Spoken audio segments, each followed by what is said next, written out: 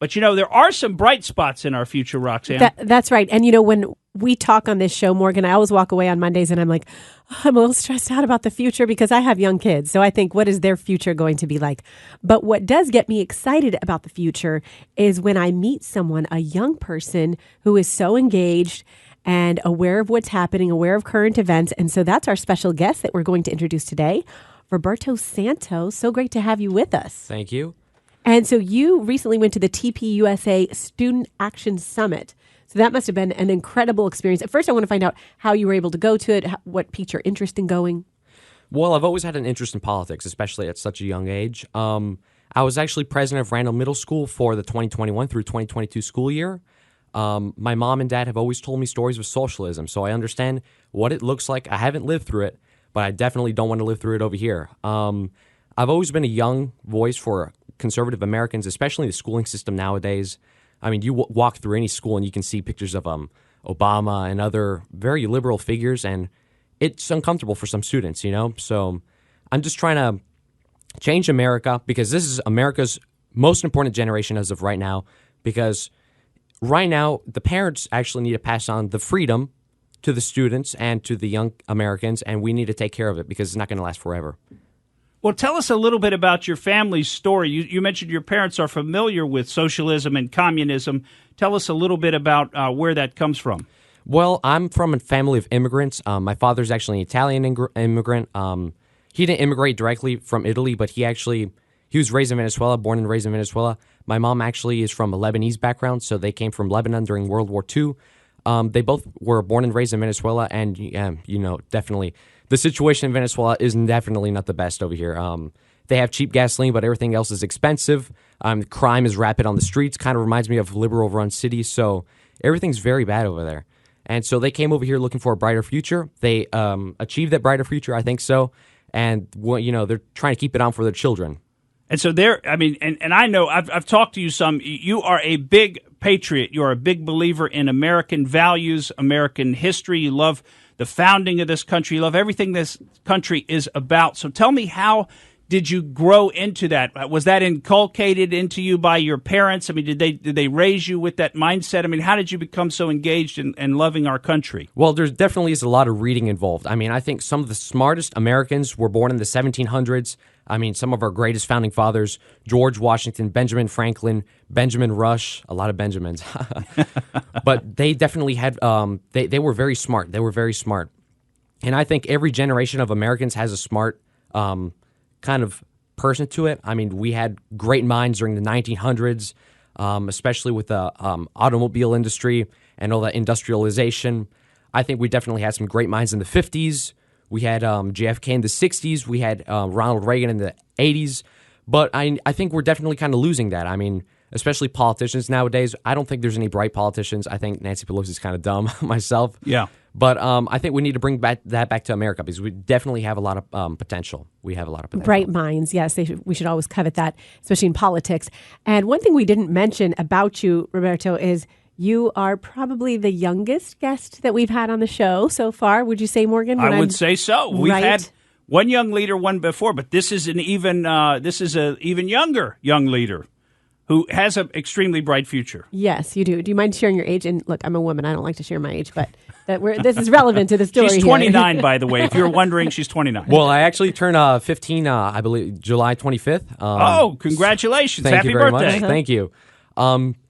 But it's definitely challenging as such a young person to stand up for situations and problems like this, especially in a school where everyone tries to attack you. So you really need to stand up to it, and you got to know that you're not alone.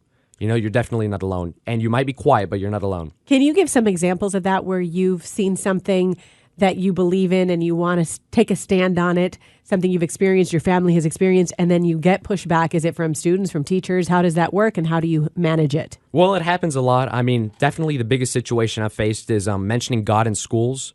I don't think we should ban the word God from schools. I think we should teach children to cope with other people's beliefs. We got to respect everyone's belief. If you're Jewish, Muslim, I mean, we got to respect all of it. And I definitely think that's been something that we've lost a lot. We've lost a lot of gun respect. I mean, you can see back in the 50s, we used to teach kids in school about gun rights and how to safely use firearms. Now a firearm is viewed as a weapon of mass destruction, which it definitely isn't. It's a way of self-defense. I actually wore a T-shirt that had an American flag with guns on it, and I got dress coded. Yes. Wow. Yeah. So that's that's very disappointing because I see kids all the time that have shirts that say like if I want to be a female and I'm a male, I can do whatever I want. I was like, no, that's crazy. Real men aren't women. So the other day I was actually at Busch Gardens. I wore a shirt that said real men aren't women. And so we went on a ride. A good friend of mine, Chase, we actually went on there, and there was a man that was, the people that put the seatbelts on the rides and everything. And so he was kind of looking at me with a sly eye. I didn't like it too much. So we went on the ride. We got out, and he was like, "Is there a problem?" I said, "Yeah, I didn't say anything to mention or disrespect you." He started getting mad and everything. But, I think it's been a problem with conservatives that we're being too quiet. We gotta put a strong foot on these people because they're not more powerful than us. We are the majority in this country, and we got to act like it. Yeah. Well, and even more than that, it's just like the ability to think what you want to think and say what you want to say. And you know what? If people are offended, okay, so be it, right? I mean, there's a lot of things that people say that are offensive to me, but I don't say, we want to, get rid of these people, not have them be allowed to speak or whatever. I mean, you have to let there be differences of opinion and for everybody to have their own mind and to speak their own mind. And I think you're demonstrating that. You're speaking your mind. You're standing up for what you believe in. And I think it's great because a lot of people are too scared to do it. I mean, we've got a culture of fear in this country. People are scared of guns. You mentioned that. We have programmed them, and it's not been me or us, but I mean the media and the politicians, they've all programmed people to be afraid of firearms rather than to understand that firearms are a tool. And for most of the existence of this country, firearms were a way of survival, and they were a necessary tool for everyday life, but now we're scared of them. And now people are now getting to the point where they're scared of even voicing their own real opinions.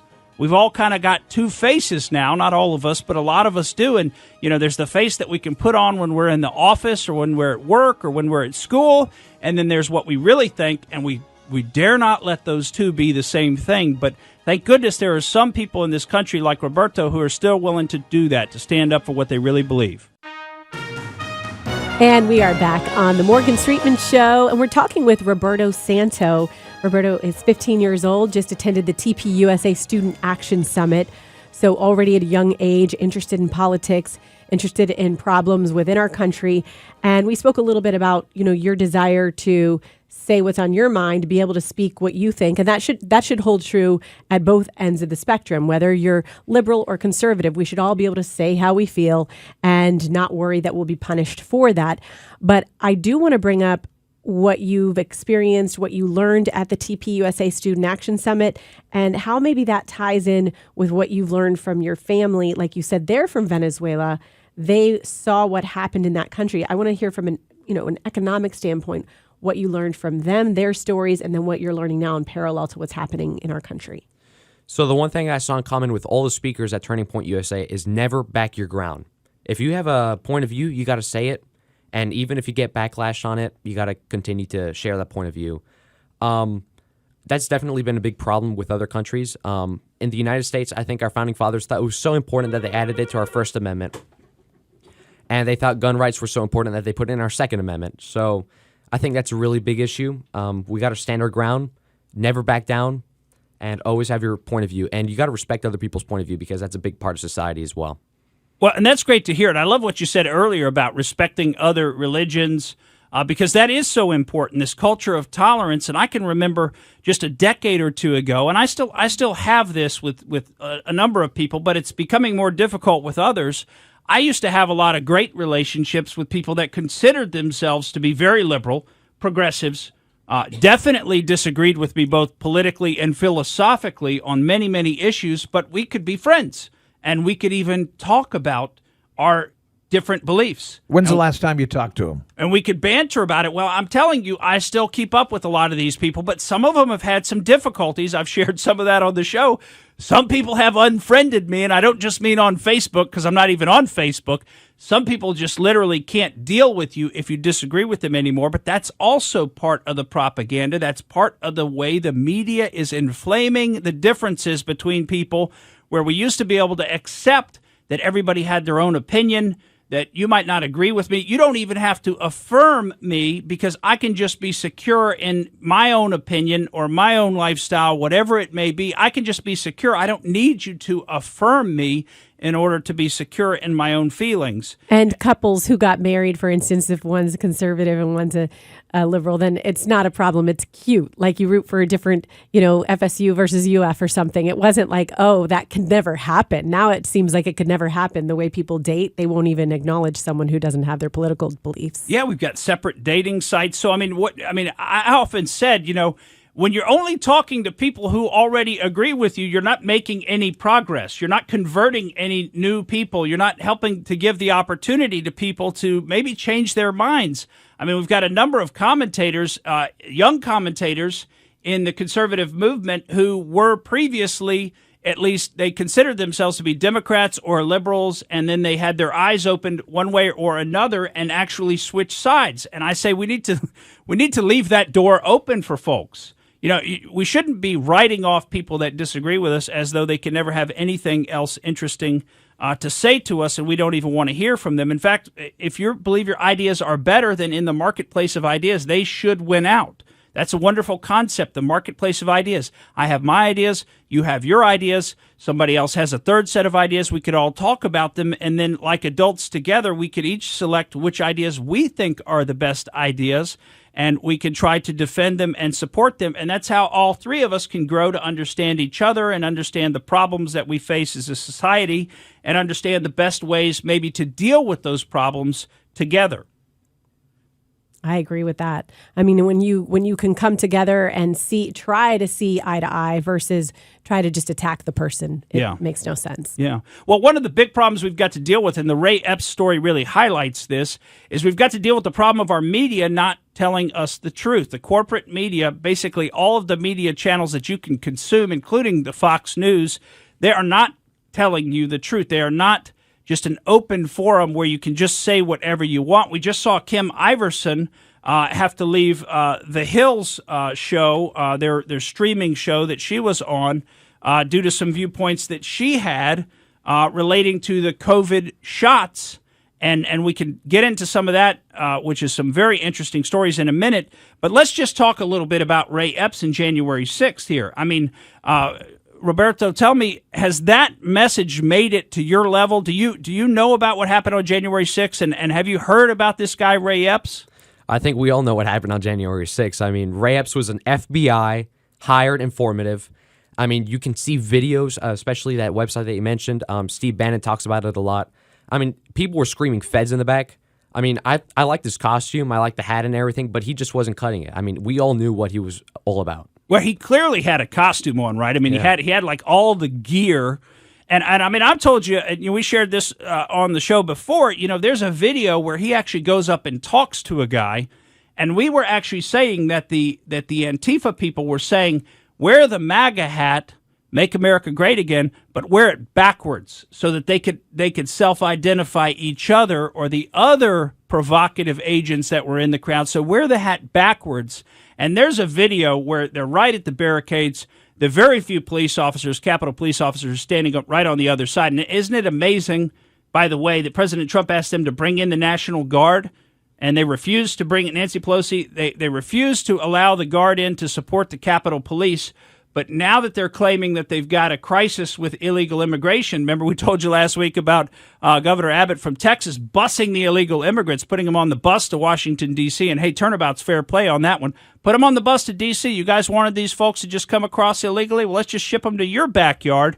And then they're now wanting to, Muriel Bowser, the mayor of D.C., is now wanting to call out the National Guard to deal with that crisis, but they didn't want to call out the National Guard to protect the Capitol because a lot of people might say they didn't actually want to protect the Capitol. So anyway, you've got a very thin blue line of just a few police officers standing there behind the barricades, and you got a guy with his MAGA hat on backwards, and you can see on the video, Ray Epps comes up, and they have some dialogue where he's basically, I don't want to say he's whispering into his ear because he's probably yelling, but anyway, they're having some dialogue there at the front of the crowd. Ray Epps steps back. The guy immediately rushes, picks up the barricade with the barricade, and starts rushing the police officers. So that was like the beginning, at least in that area of the breach of the Capitol security lines. That was the beginning of it.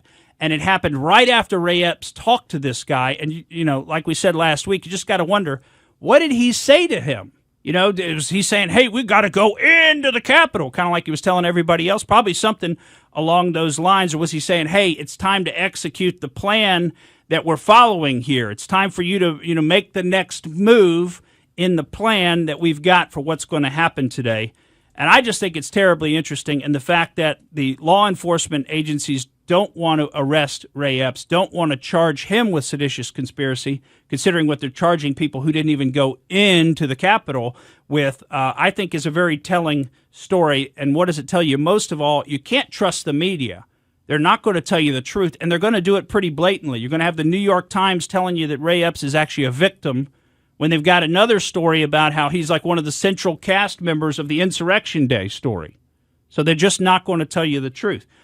Another place where they don't tell you the truth is with these COVID shots, with the COVID studies, with masking, with everything else. And that's a story we've been trying to get to for a number of weeks because there are so many studies that have come out now, and the media doesn't even tell you about them. So, for example, with respect to masks, and, they've done studies with respect to masks, and they've found out that masks, including masks and social distancing, which occurred at Cornell University, actually didn't have any effect whatsoever on the spread of COVID there. And we all saw this. I mean, you can look at the data from all of the states, and you can look at when they put into place their mask mandates and ordinances and other things, the different local governments. We had some of them around here doing it as well until Governor DeSantis put a stop to it. But you can look at that, and then you can look at the charts on COVID rates, and you can see there's absolutely no effect. And if you want to check this out for yourself, the great libertarian commentator Tom Woods has got a site that you can go to. This will show it to you very, very easily, very quickly, and it's kind of fun. It's called COVIDChartsQuiz.com. COVID Charts, charts with an S, COVIDChartsQuiz.com. And that's a site put up by Tom Woods, and he'll just basically give you two charts, and he'll say, okay, pick the chart where they implemented a mask mandate. And you won't be able to pick it, because the ones where they implemented the mandate and the ones where they didn't implement the mandate look exactly the same. There's no difference. So there was no point to having all of these tyrannical mask mandates except for to create what we've told you here before, a culture of fear. Remember, they said the mask was your protective talisman. Remember, that ran in the Lancet magazine and like a little one-page opinion piece about the mask being a talisman, like some kind of a magical device to protect you. And we've heard from other public health officials who say, well, what masks really do is they cause people to be scared of each other, and so then they avoid each other, and that slows down the spread. Even though the data doesn't support that, they say that. That's the reason for it. But you know what? The one thing they don't say is that the mask stops the virus from coming out of your mouth and getting onto somebody else, or coming out of your nose and getting on somebody, because that's what they definitely don't do. That's what the masks do not do. But meanwhile, you walk around and you still see people putting these masks on all the time. And you just have to ask yourself why. What's crazy is when we wore masks, when however many months ago that was, and we had them on all the time for work. And I looked back and I had this thing going on with my face. I had this rash. And Morgan, I'm pointing to right like below my nose, above my lip. And I'll show you pictures on my phone later. It was pretty gross. But I was thinking the other day, where'd that rash go on my face? Oh, well, I don't have to wear that. I mean, that had never happened to me in my life. So that's a minor thing. It's a skin issue. Was it related? I don't know, but it is kind of funny that I was having it then and I don't have it now. Absolutely. Well, I you'd have to think it would be related to have that face diaper on your face all day. And I did change it. It wasn't like I was using the same one for weeks at a time. Yeah, but you got a little diaper rash, huh? You got a little face diaper rash. Well, I mean, there are other papers that are coming out. Again, the mainstream media, the corporate media, is not allowing these papers to see the light of day. In fact, MSN, the Microsoft News Network, has actually deleted a story on a research paper that they had up for a little while. And by the way, this research paper covered 18,500 people across 175 countries. And it actually revealed that the people who were unvaccinated against COVID-19 reported fewer instances of hospitalization in comparison to their vaccinated counterparts. So we keep hearing Biden and others repeat lines like it's a pandemic of the unvaccinated. Well, the studies show, covering 175 countries and almost 20,000 people, the studies show it's actually not a pandemic of the unvaccinated, that you're actually better off in the aggregate to be unvaccinated if you're facing COVID. And we see this time and time again. I mean, there's another study out that has come out again. This one won't be talked about, showing that the Pfizer so-called vaccine causes nearly 5 serious adverse events for every one person it keeps from being hospitalized with COVID. So the risk to reward ratio is way out of whack, and there's even more where that came from. We'll tell you a little bit more on that when we come back. Thank you for listening to the Morgan Streetman Show. We hope you enjoyed what you heard, and if you did, please click like and subscribe to help us out. And remember that we recommend that you exercise your brain at least once a week.